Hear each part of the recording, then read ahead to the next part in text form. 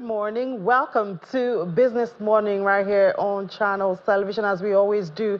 A little bit of business before we head back to see what's going on the other side of Sunrise Daily. As usual, we'll start with global oil and see what's happening right there. And yes, you can see that prices fell early Friday as investors responded to comment from the United States Fed official who said it was too soon to start considering rate cuts following a surprise build in U.S. gasoline stocks that weighed on the market. Brent, we see there in the red, lost 0.15% at $81.74 cents. And we see that this coming down all the way from about $83, just comments from the Federal Reserve officials right there. WTI of the United States at $77.74, down 0.22%. And yes, it's the Federal Reserve comment. President there, Lori Logan, has said she's still worried about upside risks of inflation despite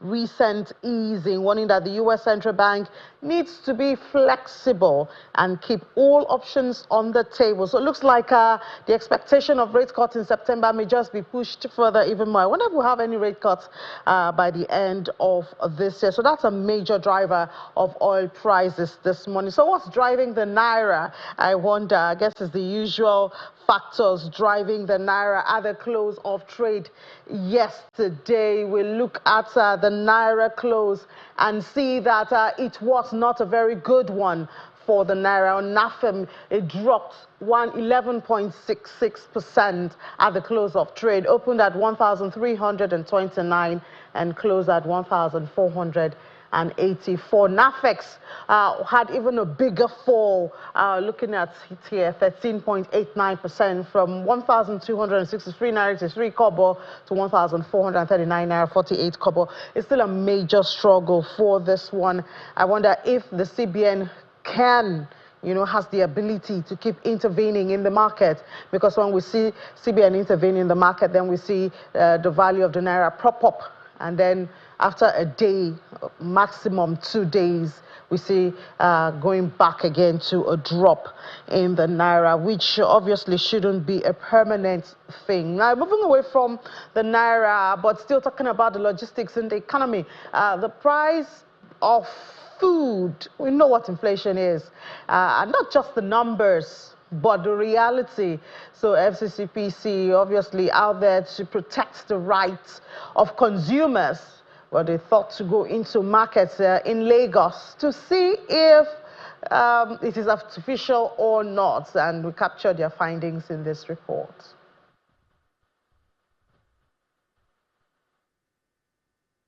Foodstuff market in Malto of Lagos is the first port of call for the Federal Competition and Consumer Protection Commission in its drive to protect the rights of consumers amidst what some have called unnecessary price hike. The agency meets with the officials, which include the 27 sectorial chairmen representing the different crops and products available in the market. The fact-finding mission begins with understanding how the market runs and how the crops are sourced. The price of food going up every day. So the government is worried, and we are here to talk to you people in order to find out what is going on and why is this food prices going up. In those days, I'm talking about 20-something years back, people who are bringing the goods do follow the trucks down to the market. That if you have 10 baskets, you follow your 10 baskets. If you have 20, you follow. But we have advanced now. They don't come themselves. So they send from the north. Like if we're sending onions of truck of onions about 300 bags. So maybe you have 10, I have 5, somebody have like that. So you just have to write a letter and send the driver to bring it, because they are trusted. You send the driver to bring it for you, the driver will bring it down, they will identify the owners of it and who are the vendors that will sell for them in the market. After the meeting, both officials walk around the market to get first-hand experience. Abulaigba Market, still in Lagos, is the next stop, where the same routine is repeated, and it seems the FCCPC may have discovered some reasons for the price hike. A message more is be to the government, maybe to at least try and beef up securities in these areas where these foodstuffs are coming from, because we can see in two markets that we've gone to, that is a major complaint. After this, the people expect that the findings will be shared with relevant authorities and actions that could increase supply to reduce prices will be implemented.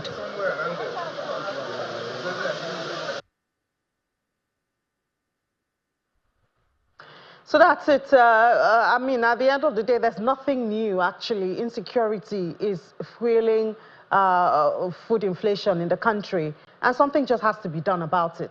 I mean, FCCPC thought perhaps if they had gone round the market, they would see, you know, maybe somebody is doing something else. But the truth is, supply has been squeezed, so prices will be hiked, and insecurity is at the bottom of that supply. So that's one finding from the FCCPC. I wonder what they would do with it. Will it make any difference? We will watch and see. Now, we know that the Presidential Fiscal Policy Reform Committee has been formed for months now, led by Mr. Taiwo Oyedele, and they've been busy. In fact, sometimes getting Mr. Taiwo, who used to be a regular guest on our programs, has proved very difficult. Well, yesterday, he had a meeting with journalists and shared some of the things they've been doing. A whole lot, covered a lot of ground. So we'll be staying on those proposed reforms. I'm sure you've seen some of them proposing that perhaps the customs duty should have a fixed rate of about 800 Naira to $1 at least for the whole of the year to allow for stability. Also revealing that there are over 60 taxes that are being paid in the country. And those are the official ones. They're the unofficial ones that have not been captured. So we'll be discussing this. But first of all, let's get a little bit of what Mr. Taiwo Oyedele shared with journalists yesterday. To get the data points right. So if you say to anyone, and that anyone can be a governor, can be a minister, to say we have 60-something official taxes, let's not even go into the unofficial one. From these 60, we're collecting 95% from less than 6. So it already shows that we have a lot of nuisance taxes that are imposing burden on our people, but still not providing revenue to the government. I don't see why anybody would say no to something like that. So that's the first point. The second point is to find the carrot in it. So this is not just a stick approach. We're saying, you know, their government, local government, state government, government agency, we have an idea of one tax that is easy to collect, not placing burden on the people, that can give you money more than all these other taxes.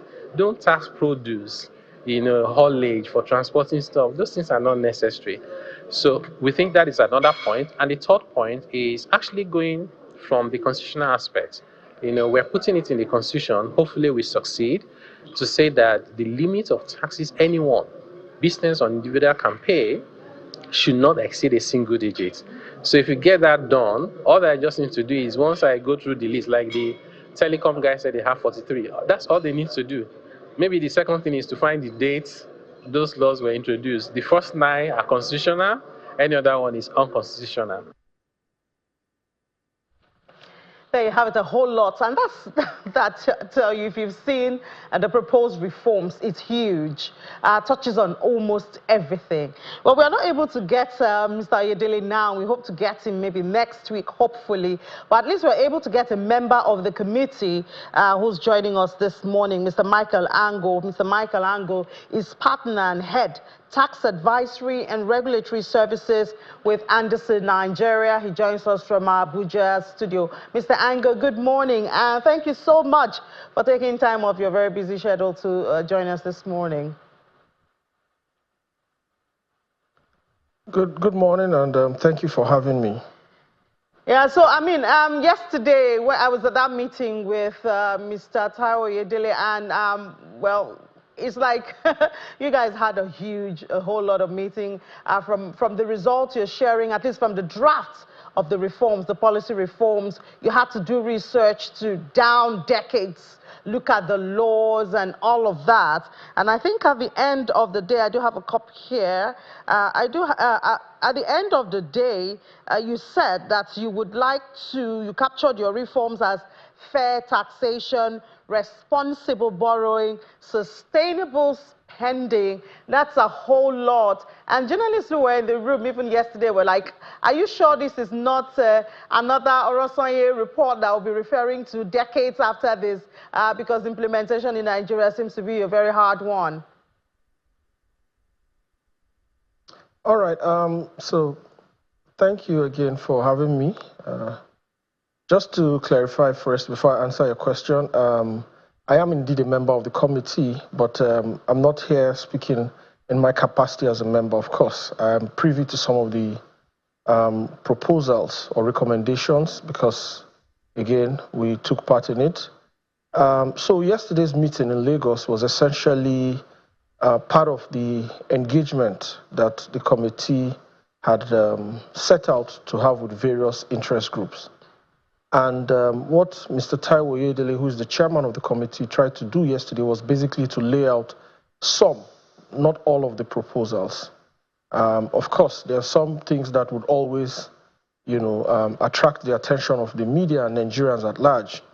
But suffice to say that the committee worked over the last 8-9 months through various committees. We had committees on fiscal management, fiscal competitiveness, economic growth. We had the tax policy review committee. We had the tax law reform committee. So a lot of work went into some of these proposals.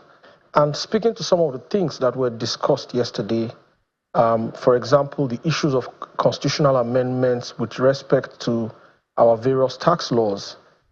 It is no doubt that we have various taxes that are being collected in Nigeria, and some of them really of no or little utility, either to the government or to the people of Nigeria.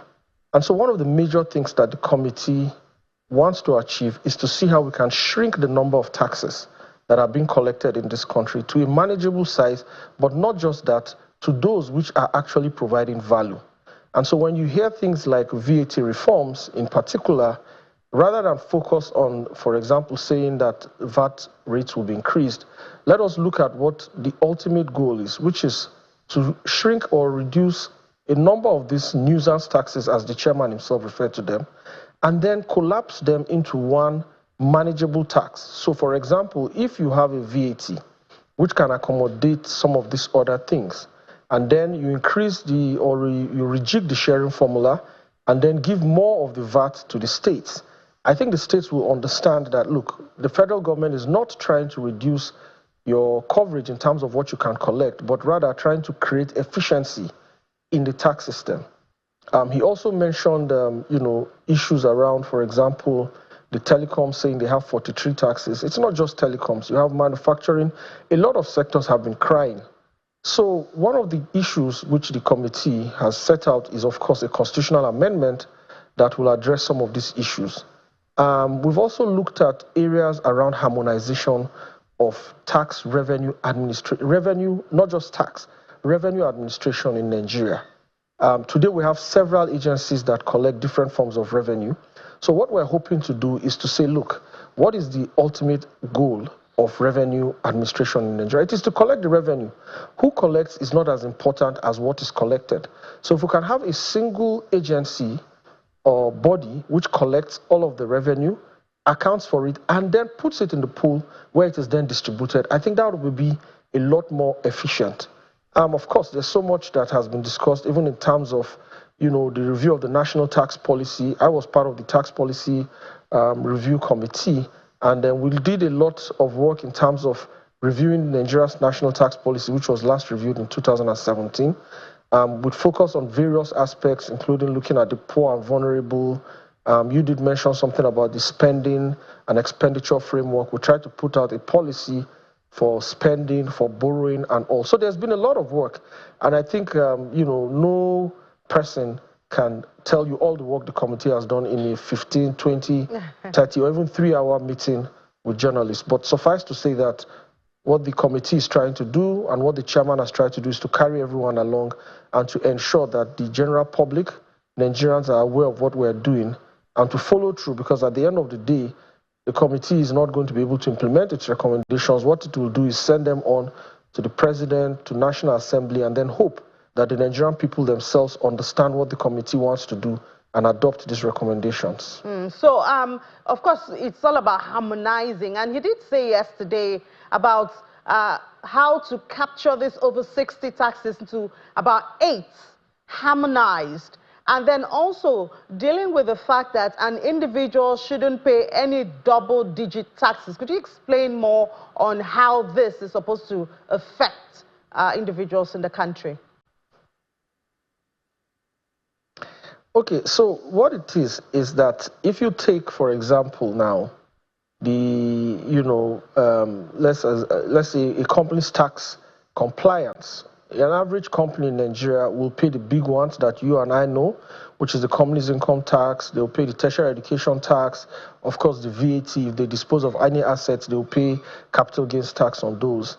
And then if they're in specialized sectors, for example, telecoms, they'll pay the NIDA levy and all of that. Then you begin to go into sector-specific taxes. If you're in the telecom sector, you pay levies or fees to NCC, and then you have right of way. If you go to a particular state, they will tell you 101 things base station fee.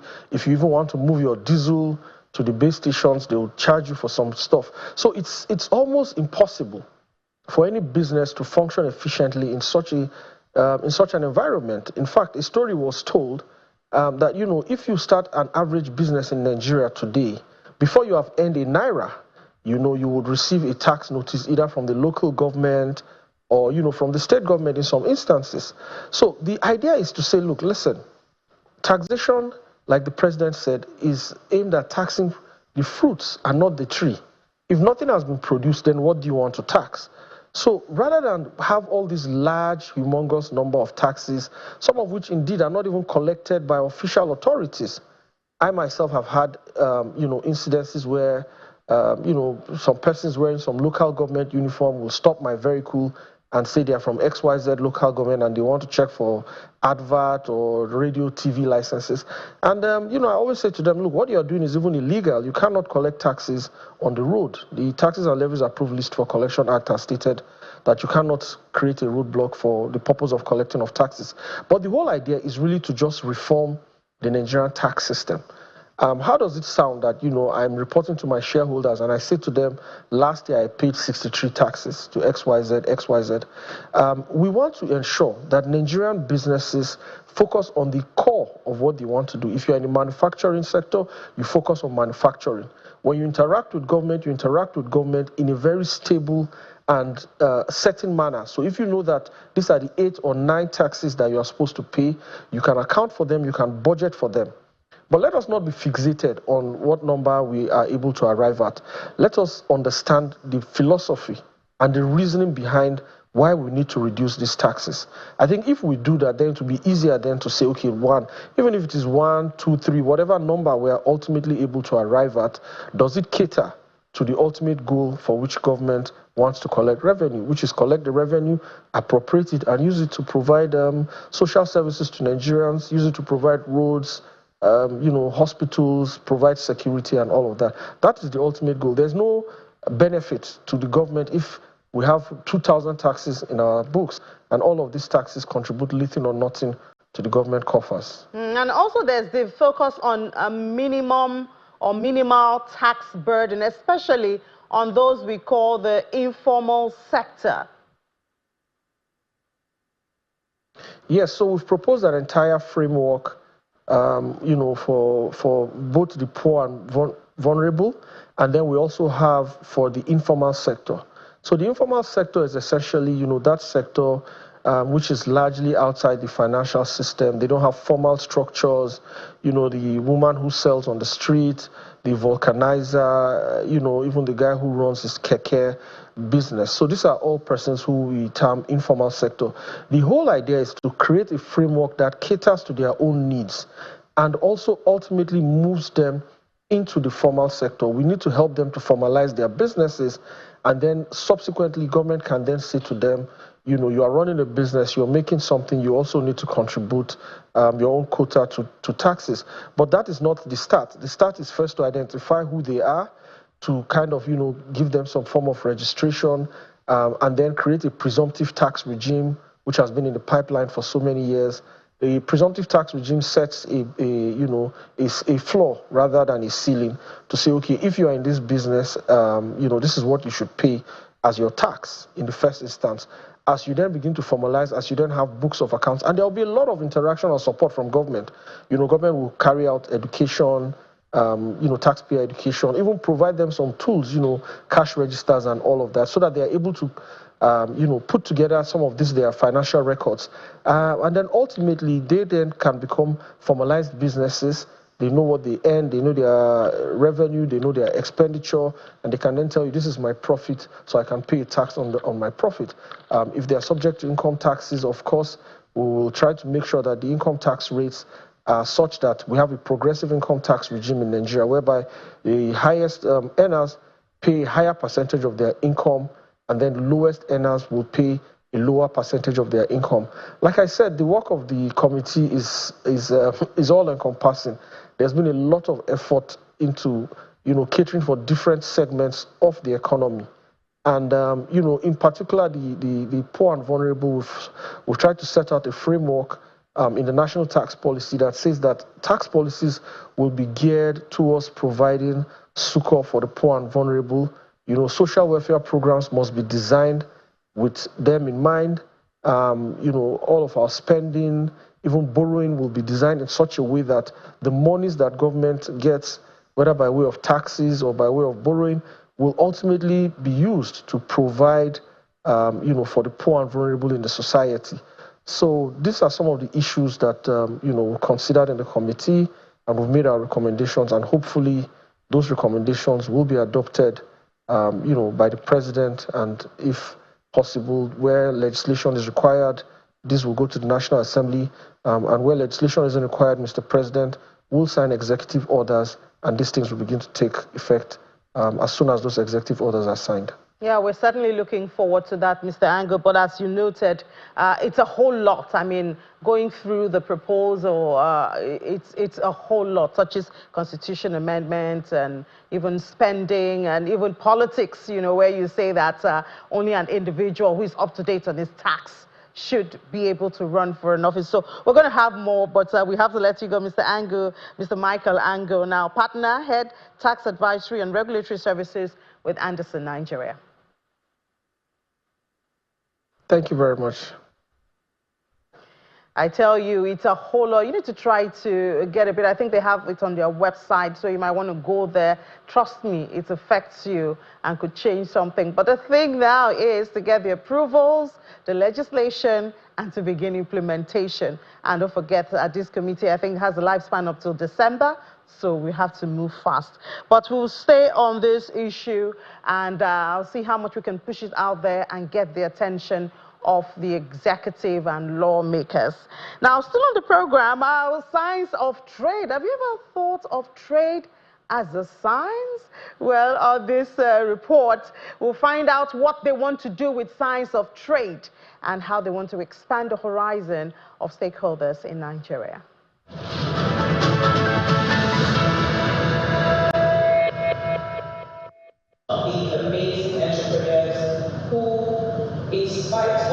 Top of the agenda for the meeting is cultivating the financial habit for profitability.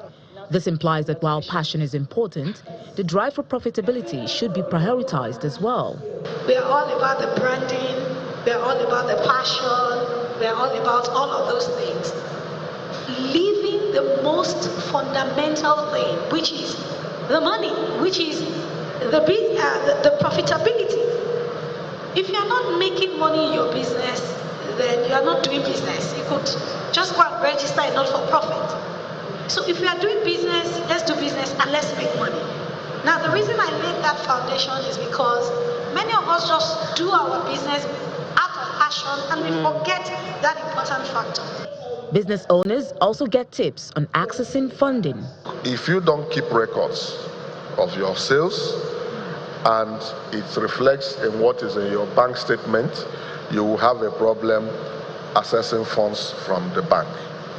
So it is important that there's a lot of focus on keeping appropriate records in the bank, and well, depending on whatever you're using, whether inventory, books, or computer, you need to keep proper records so that when you are going to the bank, you say, look at my records. I'm calling from CBN. I said, this is why your people, they've come again. I got the phone.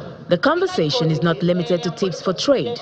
The organizers are aiming to broaden the horizon of traders to connect with local and international platforms. The focus is on the science behind trade.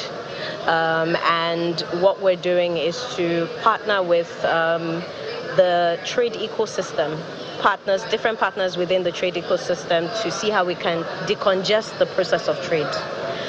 Because we found that through our trainings, we give a lot of capacity building, access to finance, access to mentorship, but the missing part is always the access to markets.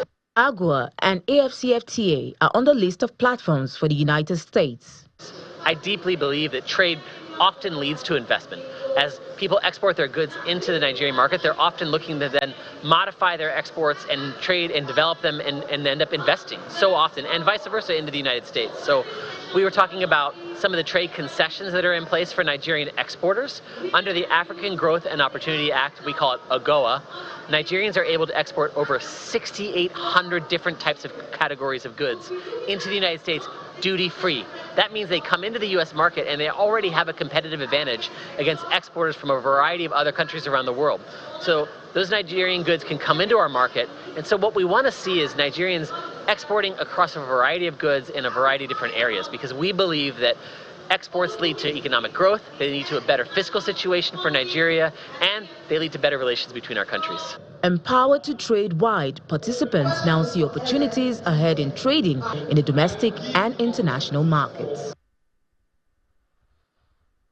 You know, sometimes these conversations are very important. A lot of us may have forgotten that the opportunities in AGOA, and Nigeria is still entitled to those. So you want to take a back seat and then try and see some of those opportunities and explore. Well, just before we head back to the Sunrise Daily Studios, let's give you how the market closed. Again, we see that the NGX closed in the green yesterday. Congratulations to investors. You did make some money yesterday. It was quite a bit, 0.46%, almost 0.5%. The market gained 259.08 billion naira shared among the investors yesterday, crossing above the 55 trillion naira now to 56.15 trillion naira. Looking at the activity charts there, not very encouraging, but at least the value is in the green, 5.43 billion naira. Top trades, you know, those the most liquid counter still leading the activities right there. Access and Zenith Bank did it yesterday. Universal Insurance also joined in, but the financial services is obviously leading. The smaller market, the NESD OTC market, was also in the green, closed in the green. There's 4.02% in that part. Numbers are much more than the NGX, but trust me, the value, the NGX still, market cap still 2.16 trillion naira. The close of trade, the activity chart had 84 deals, 899.6 million in value, and volume 770,000. Well, the more interesting market these days is obviously, I think we has a lot of gist for you at 1 p.m. I know she's preparing some auction results, and Omo is it now. But we will tell you more about that during Business Incorporated. I'll also see you then for Business Incorporated for all the global business conversation. I'm Mini John Mekwa. Let's head back to the Sunrise Daily Studios.